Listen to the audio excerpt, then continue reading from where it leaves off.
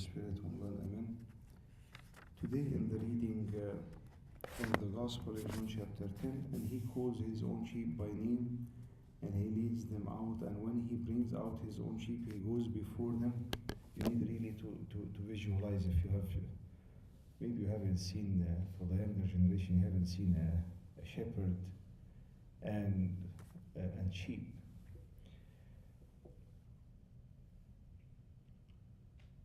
There is a difference between the shepherd who is shepherding his sheep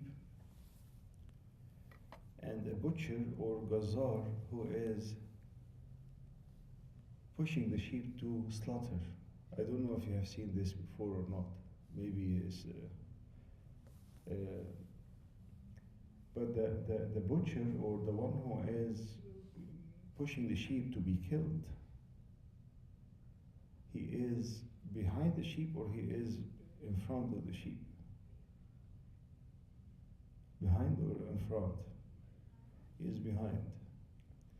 And the shepherd is in the front. The shepherd is playing maybe with the flute or with any music instrument.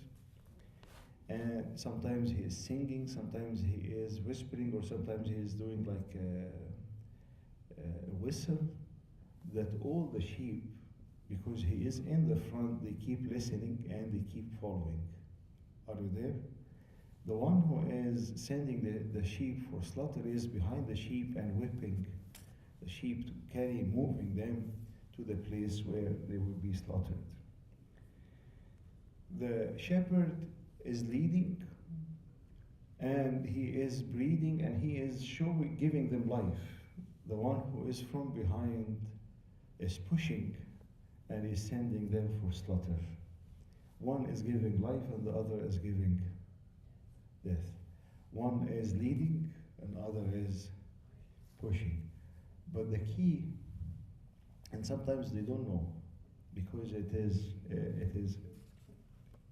are just in the following the crowd. And when he brings out his own sheep, he goes before them, and the sheep follow him, and they know his voice. The responsibility of the sheep is two things: follow, and they know his voice.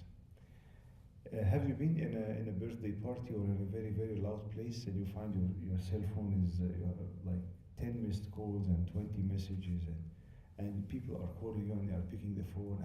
Who is this? I cannot listen clearly. Let me call you later on. You don't recognize the voice because simply you are in a lot of noise. You are surrounded with a lot of noise.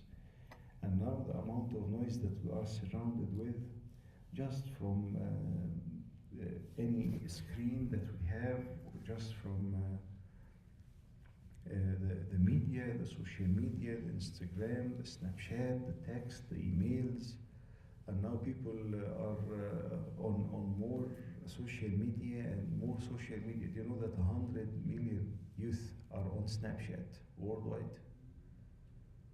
100 million youth are on Snapchat. This is not the issue, but the point is a lot of noise, as if we are in a party all day long, not celebrating a party, but a lot of noise, a lot of distraction, that you, even when God is speaking, our responsibility as a sheep is what? Two things: to follow him and listen to his voice. Follow him and listen to his voice. And in order to follow him, you need to keep what? Have you seen tourist guides in a very busy places? They are having a flag, waving with the flag and telling everyone, you know what, I'm here, you see me, I'm here.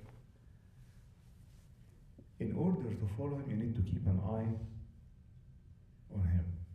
In order to listen to him, you need to be very attentive to his voice. And keeping an eye on him happens in the church very clearly. Christ is on the altar.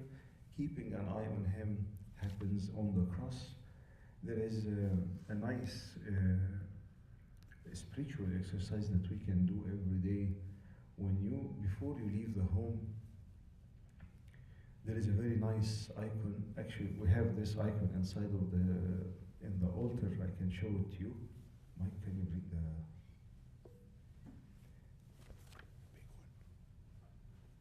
big one? Not the cross, the big one that we use it in.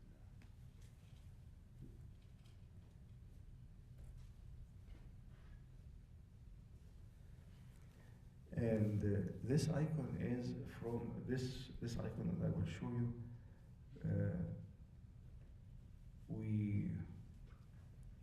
We succeeded to get this exact copy of the icon that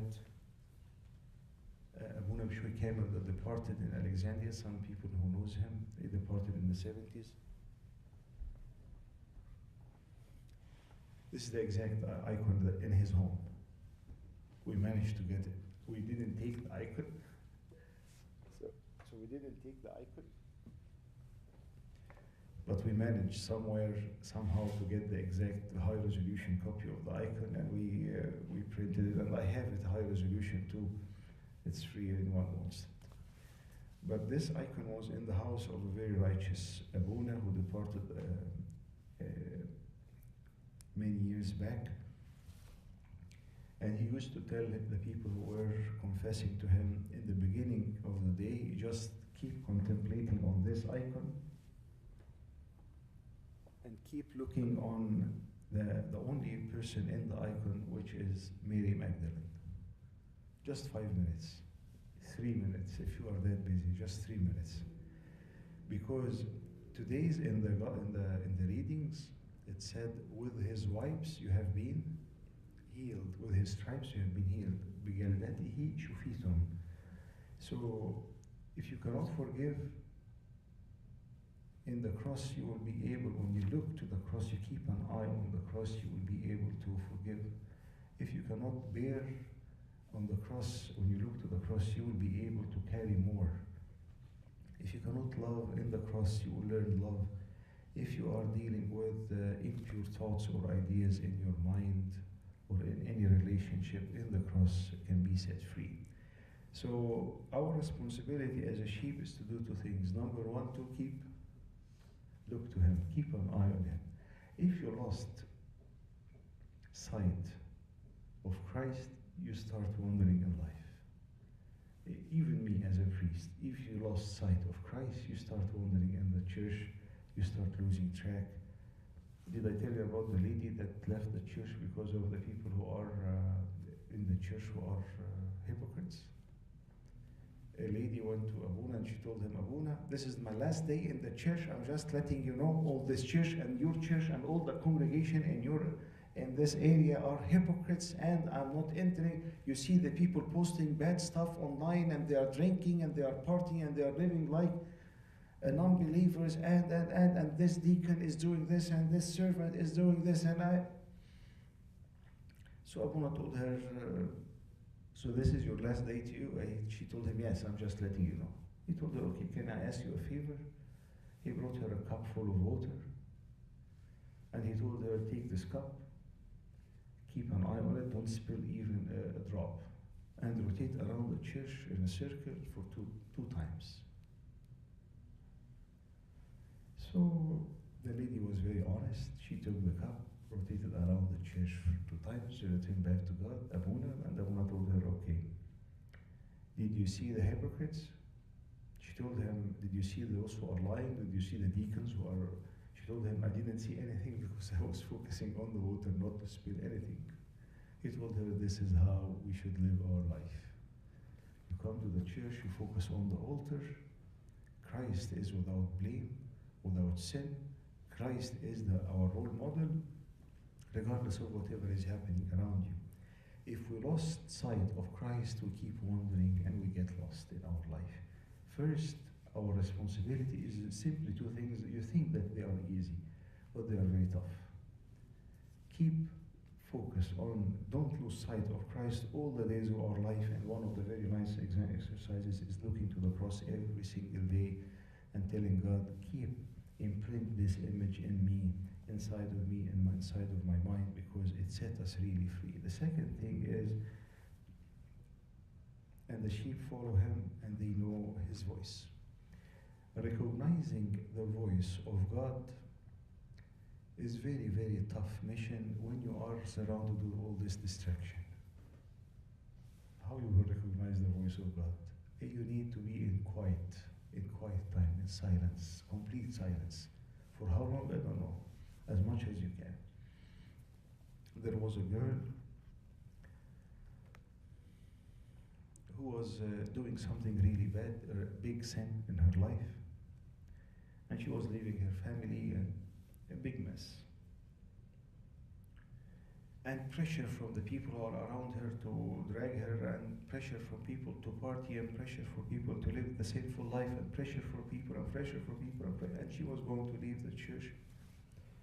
And she went to her spiritual mentor, and he told her, I ask you to do 3 things. Turn off your phone for 2 days. Take your Bible and Yagbeya. This is to turn off the phone for 2 days. Take your Bible and the book of prayer and the Bible. Go to the monastery and stay 2 nights. And you need to really choose between listening to the voice of God or to the voice of the people who are around you. And she was also leaving the church in a few days. When she moved in this silent environment, the smartest thing that he told her, turn off the phone, because the phone is endless distraction. Turn off the phone, take your Bible, take your Agbeya, go to the monastery for 2 nights. And in those 2 nights, her whole life completely changed. Returned back to God in tears, returned back to her family, and she's living happily now in her family. May God protect her and all those people who are going through this tough time. It is very, very tough to keep, not to lose sight of God. It's very tough not to hear his voice, because if we lost recognizing the voice of God, and the voice of God is simply very clearly in the teaching of the church and the Bible, and if you pray and you ask God to guide you, God will definitely give you a very clear answer in your life, very clear and loud, but you need to silence or put to silence the distraction around us. May God give me and give each one of us that we will never lose sight of him, and we will train ourselves by choosing to quiet ourselves and to slow down our lives, so as we will be able to pick his voice, and by this we will follow him all the days of our life, to whom is the glory forever and ever.